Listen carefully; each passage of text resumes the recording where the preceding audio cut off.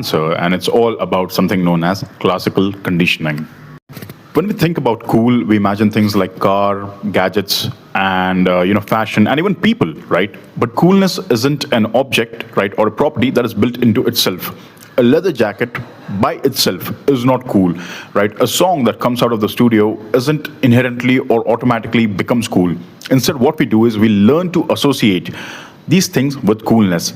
And this very process of making that association, right, is what classical conditioning is. So classical conditioning is a learning process that was discovered by Ivan Pavlov, the guy with the dogs and the bells.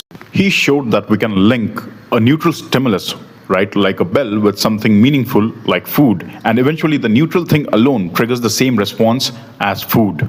The bell became exciting just because it was paired with food. Now, let's swap the dog food for, let's say, cultural status, right? A product, let's say, a pair of sunglasses, it's not inherently cool, or by itself it is just fundamentally neutral, right?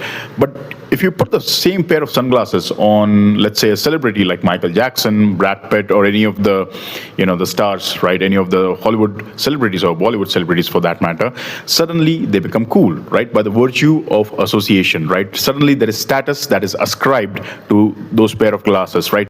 There are plenty examples like that. For example, sneakers paired with hip-hop culture, iPhones paired with innovation and sleek marketing, and leather jackets for that matter. They were always associated with rebels in Hollywood movies, right? So these are neutral objects that, became iconic simply because of association. Our brains are wired to shortcut judgments, right? So instead of asking what does the object objectively mean, we borrow the meaning from something that it is paired with, right? That is why brands spend billions of dollars putting products next to athletes, influencers, and even movie stars for that matter. They're not selling products, they're selling associations. But here's the catch. Coolness by itself is fragile, right? If the associations change, so does the status, right? So remember once, the Crocs were perceived as dad shoes, right? But once Post Malone and, all of these hip hop people started putting them on, Crocs became cool all over again. So the next time you see something blow up as cool, right? Remember, it's not about the thing itself. It's about the pairing your brain does that it has been trained to respond to. Coolness is less about the objects